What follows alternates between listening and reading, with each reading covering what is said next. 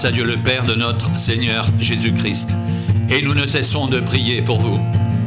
Ayant été informés de votre foi en Jésus-Christ et de votre amour pour tous les saints, à cause de l'espérance qui vous est réservée dans les cieux, et que la parole de la vérité et la parole de l'Évangile vous a précédemment fait connaître. Il est au milieu de vous et dans le monde entier. Il porte des fruits et il s'accroît, comme c'est aussi le cas parmi vous, depuis le jour où vous avez entendu et connu la grâce de Dieu conformément à la vérité, d'après les instructions que vous avez reçues d'Épaphras, notre bien-aimé compagnon de service. Il est pour vous un fidèle ministre de Christ, et il nous a appris de quel amour l'Esprit vous anime. C'est pour cela que nous aussi, depuis le jour où nous en avons été informés, nous ne cessons de prier Dieu pour vous. Nous demandons que vous soyez remplis de la connaissance de sa volonté, en toute sagesse et intelligence spirituelle, pour marcher d'une manière digne du Seigneur et lui être entièrement agréable, portant des fruits en toutes sortes de bonnes œuvres, et croissant par la connaissance de Dieu, fortifié à tous égards par sa puissance glorieuse, en sorte que vous soyez toujours, et avec joie, persévérants et patients.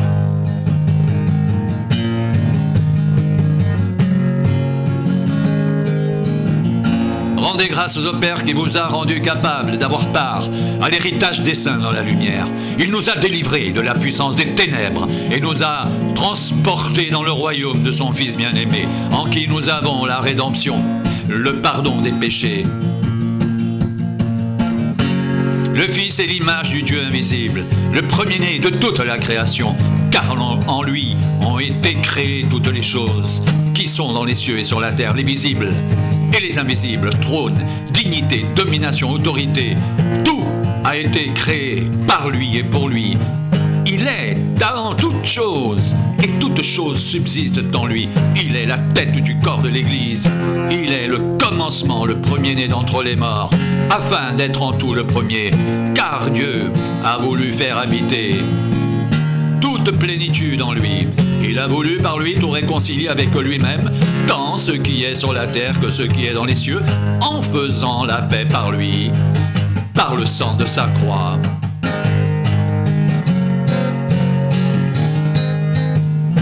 Et vous, qui étiez autrefois étrangers et ennemis par vos pensées et par vos mauvaises œuvres, il vous a maintenant réconciliés par sa mort dans le corps de sa chair, pour vous faire paraître devant lui saints, sans défaut et sans reproche, si du moins vous demeurez fondés et inébranlables dans la foi, sans vous détourner de l'espérance de l'évangile que vous avez entendu, qui a été prêché à toute créature sous le ciel, et dont moi, Paul, j'ai été fait ministre. Je me réjouis maintenant dans mes souffrances pour vous, et ce qui manque aux souffrances de Christ, je l'achève en ma chair pour son corps qu'est l'Église. C'est d'elle que j'ai été fait ministre, selon la charge que Dieu m'a donnée auprès de vous, afin que j'annonce pleinement la parole de Dieu, le mystère caché de tout temps et de tous les âges, mais révélé maintenant à ses saints.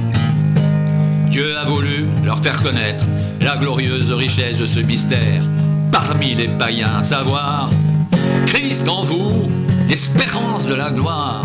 C'est lui que nous annonçons, exhortant tout homme et instruisant tout homme en toute sagesse, afin de présenter à Dieu tout homme devenu parfait en Christ. C'est à quoi je travaille, en combattant avec sa force qui agit puissamment en moi. Je veux en effet que vous sachiez combien est grand le combat que je soutiens pour vous, pour ceux qui sont à Laodicée, et pour tous ceux qui n'ont pas vu mon visage, afin qu'ils aient le cœur rempli de consolation, qu'ils soient unis dans l'amour et enrichis d'une pleine intelligence pour connaître le mystère de Dieu, savoir Christ, mystère dans lequel sont cachés tous les trésors de la sagesse et de la connaissance.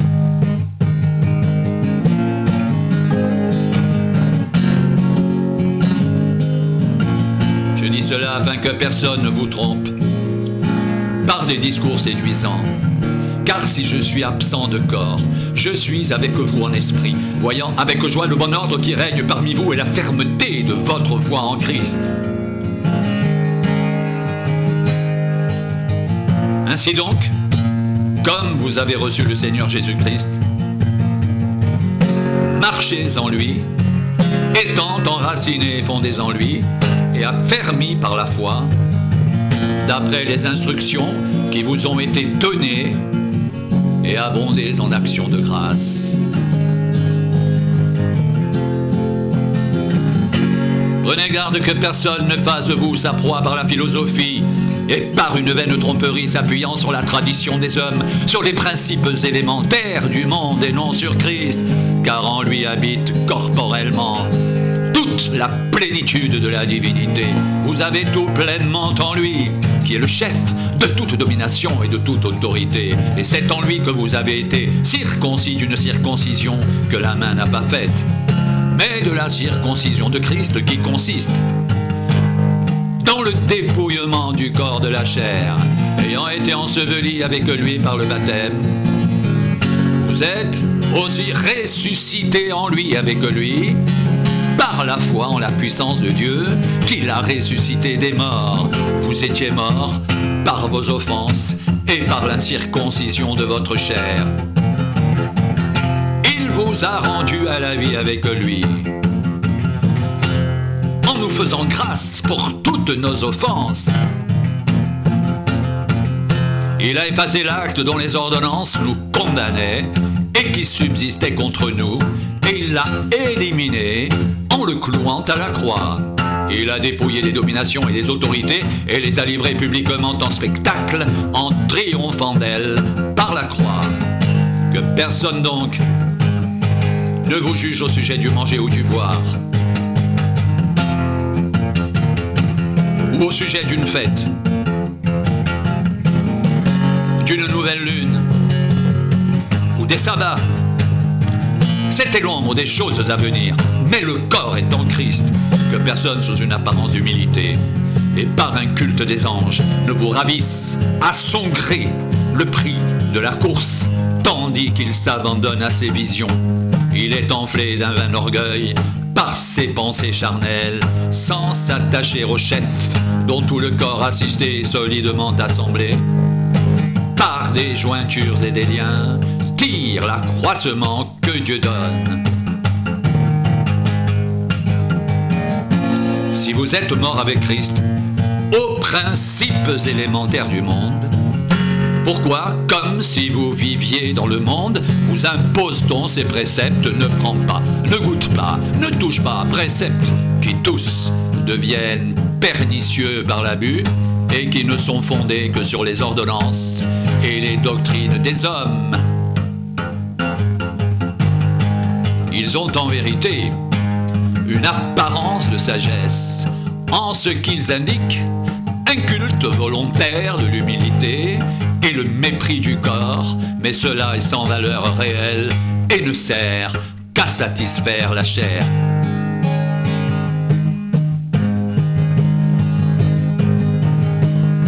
Si donc vous êtes ressuscités avec Christ, cherchez les choses d'en haut, où Christ est assis à la droite de Dieu.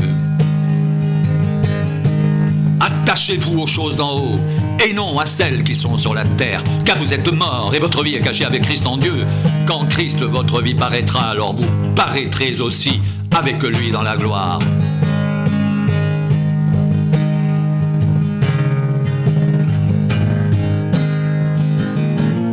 Faites donc mourir ce qui dans vos membres est terrestre, la débauche, l'impureté, les passions, les mauvais désirs et la cupidité, qui est une idolâtrie.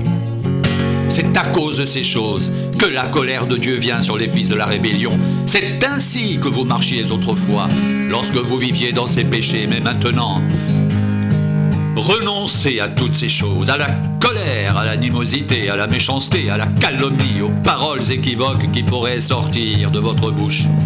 Ne mentez pas les uns aux autres. Vous êtes tant dépouillés du vieil homme et de ses œuvres, ayant revêtu l'homme nouveau, qui se renouvelle dans la connaissance selon l'image de celui qui l'a créé. Il n'y a ici ni grec, ni juif, ni circoncis, ni incirconcis, ni barbare, ni scythe, ni esclave, ni libre. Mais Christ est tout et en tous. Ainsi donc, comme des élus de Dieu saints et bien-aimés, revêtez-vous de sentiments de compassion, de bonté, d'humilité, de douceur, de patience. Supportez-vous les uns les autres, et s'il a un sujet de se plaindre de l'autre, pardonnez-vous réciproquement, de même que Christ vous a pardonné. Pardonnez-vous aussi. Mais, par-dessus toutes ces choses, revêtez-vous de l'amour, qui est le lien de la perfection. Et que la paix de Christ, à laquelle vous avez été appelés, pour former un seul corps, règne dans vos cœurs et soyez reconnaissants.